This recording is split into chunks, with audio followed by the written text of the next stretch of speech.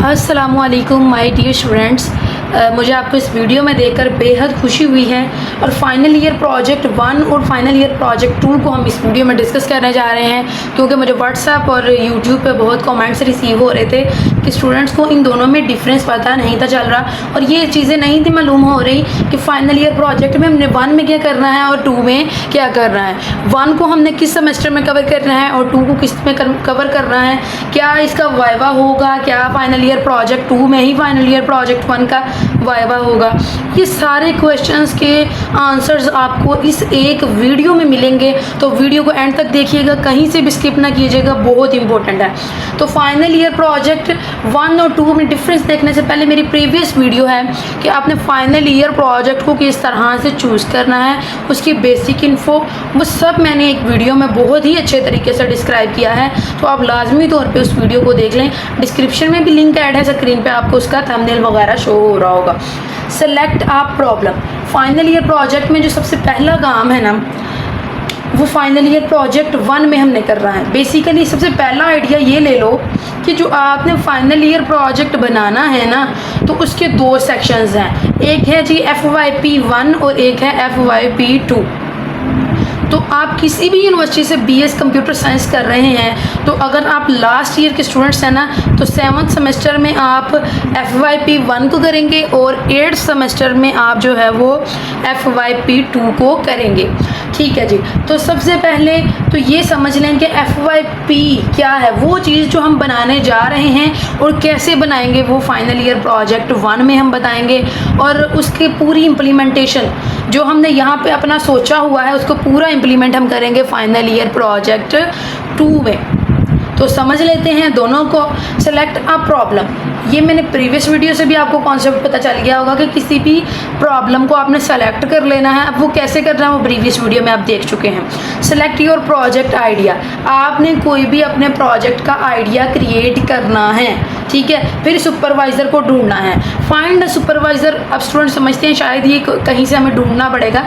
No, जो आपके teachers हैं, जो भी आपको पढ़ाएंगे आपकी क्लास में, आपको यूनिवर्सिटी में जो पढ़ाते हैं, उनमें से ही किसी एक टीचर को बतौर बस आपने सुपरवाइज़र आपने रख लेना है।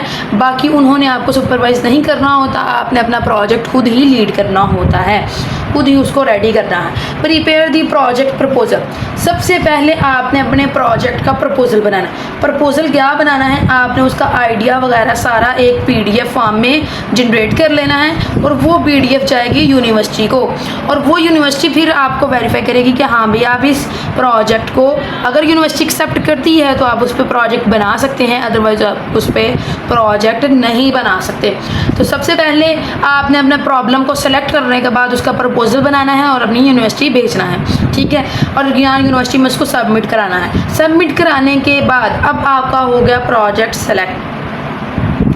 आपने उसको रिव्यू करना है, उसकी सारी रिक्वायरमेंट्स को देखना है, इसमें क्या क्या चीज़ चाहिए, कैसे करनी है, उसका फिर रिक्वायरमेंट्स को देखते हुए आपने उसका डिज़ाइन बनाना है। डिज़ाइन बनाने के बाद आपने उसकी जो इनिशियल जो बेसिक्स है ना उसको बनाना स्टार्ट कर देना है। अब जो मेन काम है ना फाइनल ईयर प्रोजेक्ट 1 का, वो मैं अब बताने लगी हूँ कि इसमें बेसिक करना क्या है। आपने इसकी बनानी है डॉक्यूमेंटेशन, और डॉक्यूमेंटेशन में आपने 4 चैप्टर्स बनाने हैं। उन 4 चैप्टर्स में अब आपने क्या करना है, डॉक्यूमेंटेशन का जो फर्स्ट चैप्टर है उसमें आपके आएगा इंट्रोडक्शन, उसका चैप्टर फर्स्ट का नाम होगा इंट्रोडक्शन। अब प्रोजेक्ट का बैकग्राउंड आपने उसमें लिखना है, प्रॉब्लम की स्टेटमेंट को लिखना है कि आपने क्या प्रॉब्लम बनाई है, उसके ऑब्जेक्टिव्स को लिखेंगे, मतलब ये समरी को लिखेंगे, फिर उसका स्कोप, मोटिवेशन और प्रोजेक्ट ओवरव्यू। ये बेसिकली 6 हेडिंग्स हैं जो चैप्टर नंबर 1 में आप लिखेंगे। अब बात करते हैं चैप्टर नंबर 2 की। चैप्टर नंबर 2 में जो आपका प्रोजेक्ट होगा ना, उसको आपने एग्जिस्टिंग प्रोजेक्ट्स में वो जो है वो ढूंढना है। आपने गूगल पे चेक करना है कि क्या इस प्रोजेक्ट पे पहले किसी ने काम किया हुआ है, क्या इस प्रॉब्लम पे पहले किसी ने जो है वो प्रोजेक्ट बनाया हुआ है। आपने सारा जैसे गिट हब है उस पर आपने प्रोजेक्ट्स को चेक करना है कि क्या इस प्रोजेक्ट पे गिट हब पे किसी ने काम किया हुआ है। तो आपने ये सारी चीज़ें जो हैं वो देख लेनी है। उसके बाद आपने जो है वो उसके रिलेटेड प्रोजेक्ट्स का कंपैरिजन, अगर आपको मिलता है कोई तो आपने उनको कंपैरिजन करना है कि अगर फ़लाँ ने ये काम किया हुआ है तो उसने क्या क्या चीज़ें डिस्क्राइब की हैं, क्या क्या नहीं की, रिसर्च गैप, और फिर आएगा प्रपोज सोल्यूशन। तो आपने उस अपना जो मसला होगा ना उसका आपने सोल्यूशन प्रोवाइड करना है। तो इसमें बेसिकली ये 5 हेडिंग्स आएंगी चैप्टर नंबर 2 में।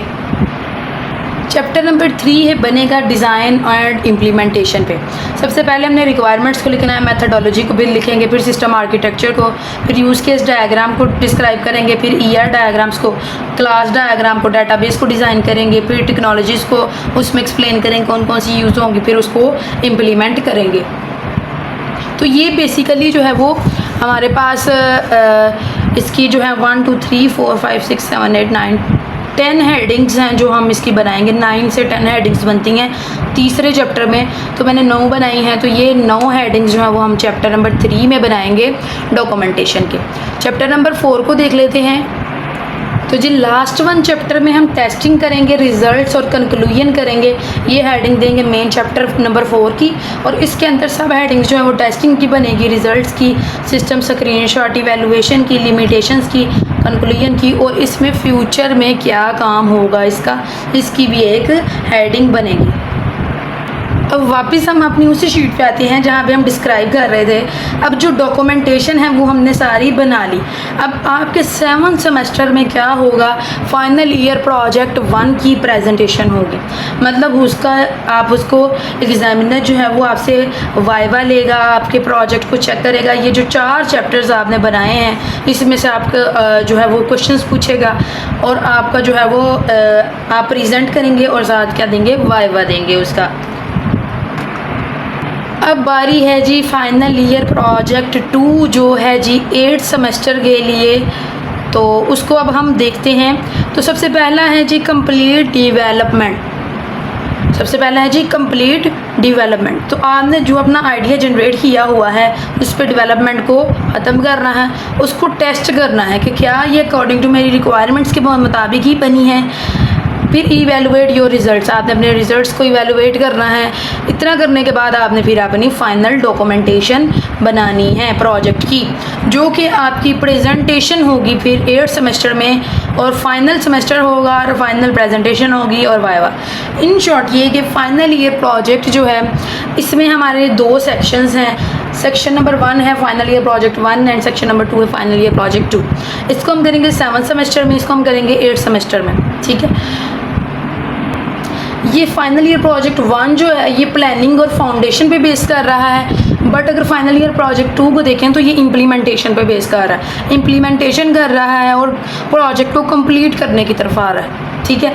तो ये था जी बेसिक हमारा जो हमने सीखा कि what is the final year project 1 and 2। अगली वीडियो मेरी बहुत इंपॉर्टेंट है और उसमें हम डिस्क्राइब करेंगे कि स्टूडेंट्स ऐसी क्या गलतियां करते हैं जिनसे हमें बचना है फाइनल ईयर प्रोजेक्ट को बनाते हुए। तो मोस्ट इंपॉर्टेंट वीडियो है वो भी।